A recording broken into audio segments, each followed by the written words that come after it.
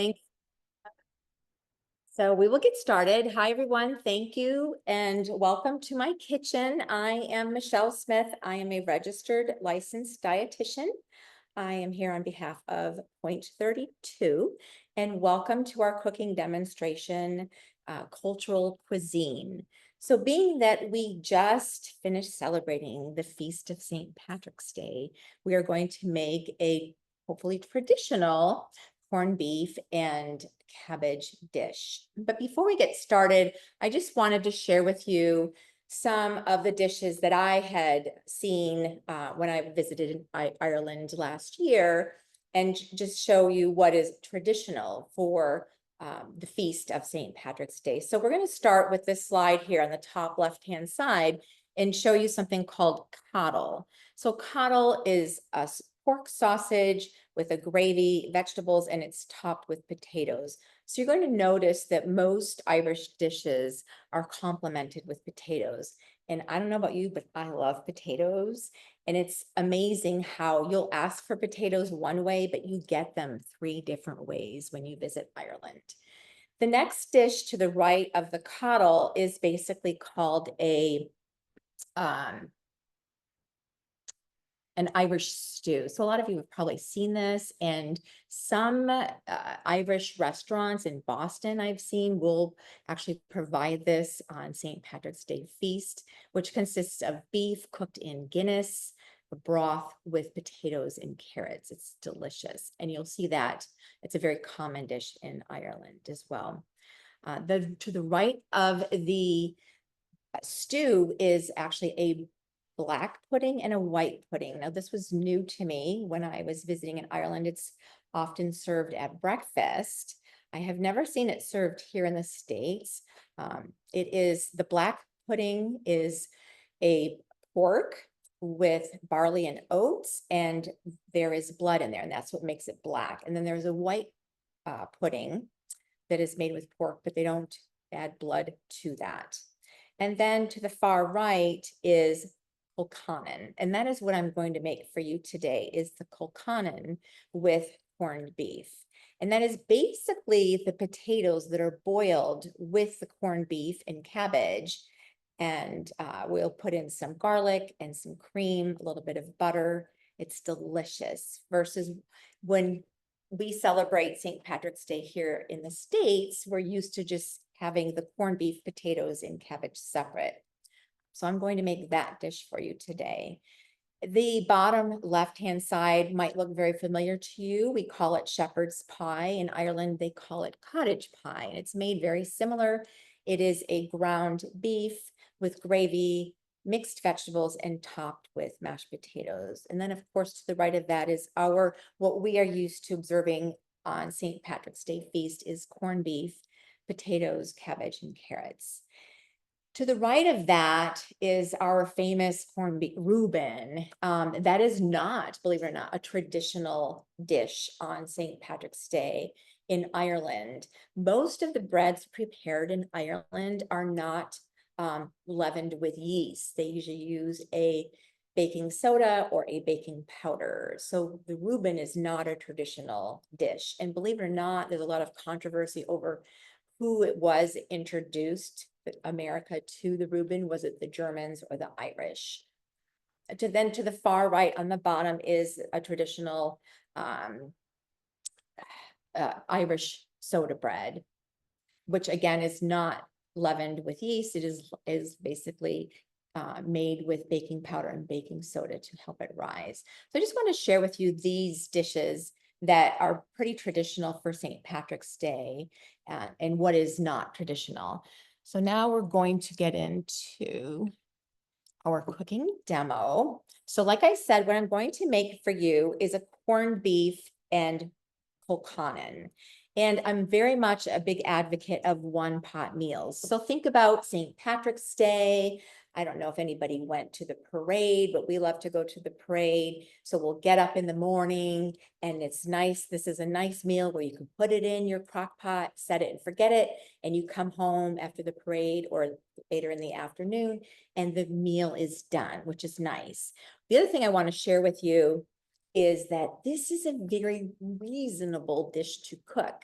You know, back when they celebrated St. Patrick's or commemorated St. Patrick's Day, they cooked with what was within their means. So beef was abundant, pork and cabbage, as well as potatoes. So I just wanted to let you know that this is a very reasonable dish. I purchased 2.5 pounds of corned beef for $11. So I calculated it, the corned beef, the potatoes, carrots, cabbage. This would serve about 6 to 8 people for under $4 a dish. So now I want you to ask yourself, how many of you went out to eat and got that delicious Reuben or a boiled dinner and probably spent over $25 a plate? So I want you to think about that moving forward. Is this something that you could make in the comfort of your own home? So we're going to use a crock pot here. You want to put it on low and you're going to cook it for at least 6 to 8 hours. So we're going to start with the beef. I ended up buying a cured piece of corned beef. The reason the corned beef is cured, first it's brined. So it starts with the brisket. It's brined and then it's cured. The brining tenderizes the muscle of the meat. And then the curing prevents the growth of bacteria. And one of the things that they do use in curing corned beef is nitrites. Some people are concerned about eating beef with nitrites, and you can certainly buy it nitrite free, right? And with this corned beef will come some spices like coriander and bay leaf. So we're just going to place this in the crock pot. Now you can also cook this in an Instant Pot, a multi-cooker, which is what we'll demonstrate in a moment. And that will cook a little bit quicker, but in about 90 minutes. So I have this on low. I've put the corned beef brisket in the pot. All right. And then what we're going to do is when we add the vegetables, we're going to keep the surface area of the vegetables large because we're going to keep them in the majority of the cooking process. I'm going to cut an onion here. I'm going to leave it in big chunks so that it doesn't get all, so it doesn't disintegrate and get all mashed up. Now, I don't know about anybody else here, but I'm a big fan of composting. So if you notice that I'm putting things in my sink, it's because I'm saving the extras of my vegetables so that I can throw them in my compost. All right, so I'm just going to cut this into quarters and place this on my corned beef brisket. So it's going to add a lot of delicious flavor to that brisket. Then we're going to add garlic. And again, I'm going to keep the garlic big whole. I'm not going to crush it. I'm just going to remove the skin off the garlic. Just a heads up, I did not provide a recipe at the end. I feel as if this is a pretty basic recipe, but if you wanted to, I would suggest maybe getting a pen and paper and taking notes if you like. But it's basically onions, garlic, the corned beef brisket.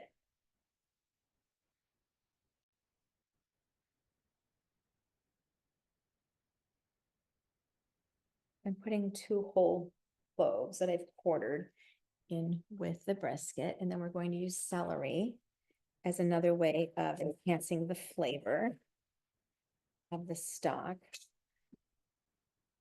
A lot of people like to keep their stock when they make a pot roast or a venison roast or chicken. This is not a stock that I would recommend keeping because of the way it was brined and cured. The stock is very salty, so I wouldn't suggest using this stock.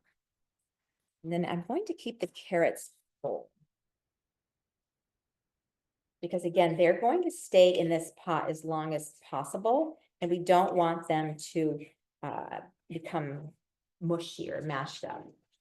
So I'll put the carrots in.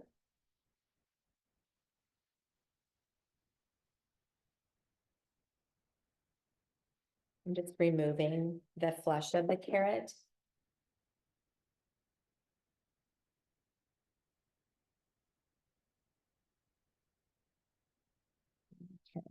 Now we'll add the potatoes. So the potatoes, And the onions and the garlic, as well as the cabbage, are gonna make up part of the kokanen. And I'm putting it in the stock so that it takes on that flavor of the corned beef and the vegetables that are in there. Now, I typically don't like to peel my potatoes. I like to keep the skin on. It's a personal preference. You can certainly peel your potatoes. I'm just using a vegetable brush and I'm cleaning the potato well. And again, I'm going to place the potatoes in the crock pot whole.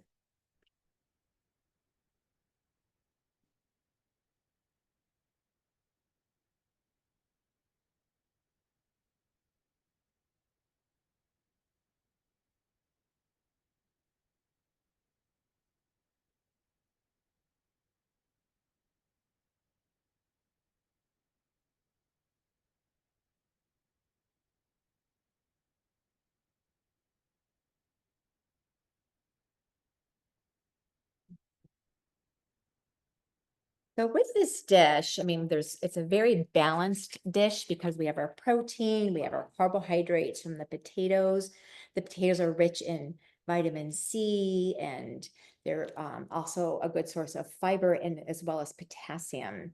And then the carrots are going to complement that as a vegetable as well as the cabbage. So carrots are a good source of vitamin A, beta carotene, and fiber as well, in addition to the cabbage.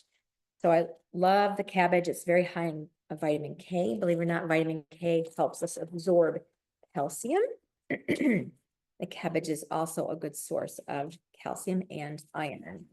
It's also a good source of fiber. So I'm going to cut the calcium or the kale in large chunks and basically place it in the crock pot. Because again, I don't want this to disintegrate and become mashed kale. So we'll place that in the pot. Then what we'll do is I do like to use beer as part of this stock. It doesn't matter what kind of beer. Some people would prefer to use a Guinness. I'm just using a light beer. It will cook off, but it'll just give it a really nice flavor. And when you put anything in a crock pot, especially a roast of some sort, or this brisket, you want it to be covered in liquid. All right, so it's just going to slow cook and it will tenderize the meat and all these flavors will marry into those vegetables. So I'm actually using a venison stock, but you can use a beef stock or a vegetable stock. And they're not quite covered, so I am going to place a little bit more water in here.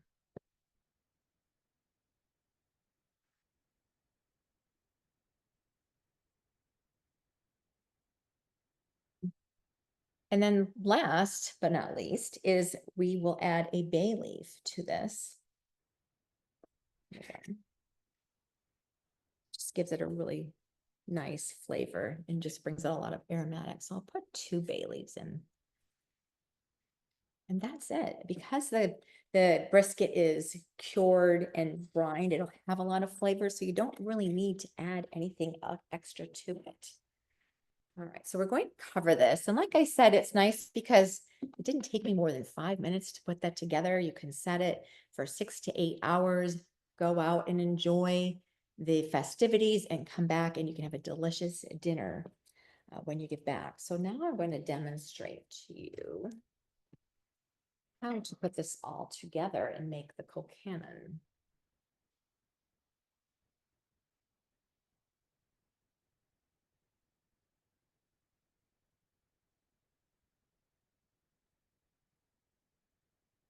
So in this other pot here, this is a multi-cooker pressure cooker. I did use this as a slow cooker. You could, like I said, cook the brisket in here. I would not put the potatoes and carrots in here because the brisket will take about 90 minutes to cook at high pressure. And then you will allow the pressure to release naturally for about 10 to 15 minutes. And then you will manually release the pressure after 10 to 15 minutes because you don't want to release the pressure quickly because then it will make the meat tough in a pressure cooker. So sometimes people will find that to be overwhelming or complicated, so you could certainly use this as a slow cooker, which is what I had done. Which was nice too, because I could add the potatoes and carrots and cabbage to this. Now, about 2 to 3 hours before the meat is done, I would highly suggest checking the vegetables and see if they're fork tender and then remove them. So that's what I did here. So these were prepared yesterday. So I'm going to take my potato that's nicely fork tender. It has a skin on it. Again, it's a personal preference. I am going to remove some cabbage because we are going to make the colcanon recipe here. So let's get some cabbage.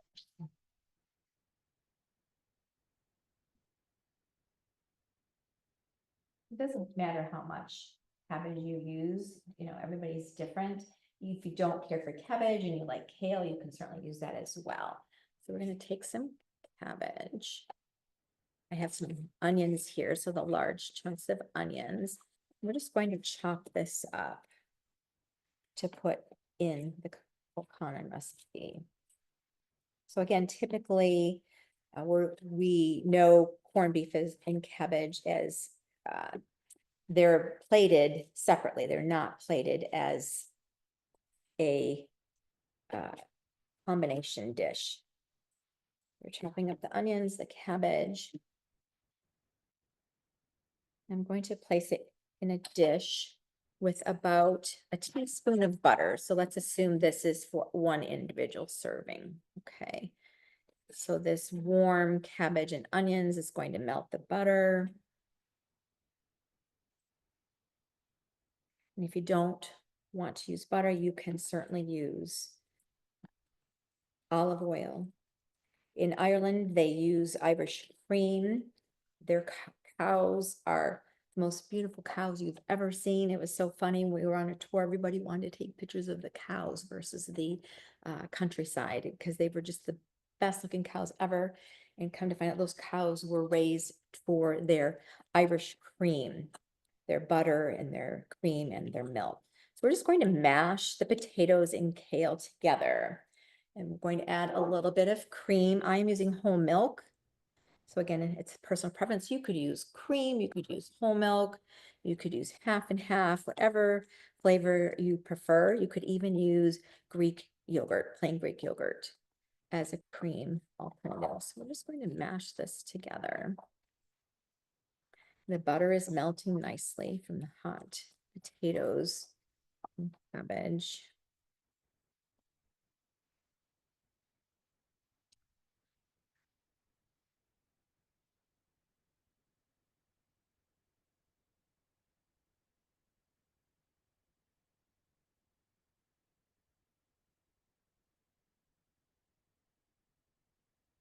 If you used kale, it would be a little bit more colorful, a lot more green. The cabbage is pretty much blending in with the potatoes, but that's okay. Butter, and we'll add a little bit of salt and pepper if needed. The onions will give it some flavor, the garlic. Yeah, just a little bit more cream here. So I'm just demonstrating how to do this, make this for one. The other thing that's nice with a corned beef and cabbage dinner is the leftovers. So it's one of those dishes where it's a one pot, you can make it one way and then prepare it 3 different ways. So for example, my husband and I always have a debate, oh, should we have corned beef and cabbage or should we have a Reuben? So again, what's nice is one person could have their, you know, colcanon dish or the corned beef and cabbage, and the other person could have their Reuben if they preferred. Okay, so I kind of like my potatoes a little chunky, so we're just going to plate this up.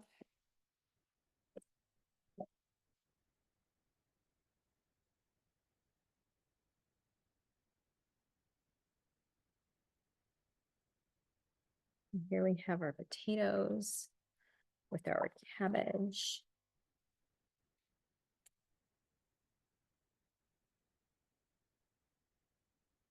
And then it's usually topped with some scallion.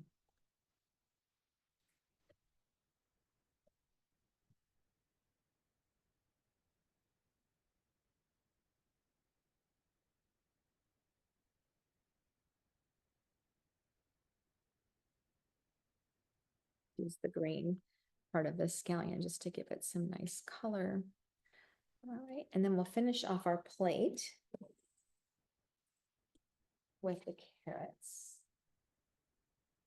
You can see how the carrots really held their shape. They're not mushy, for a lack of a better term.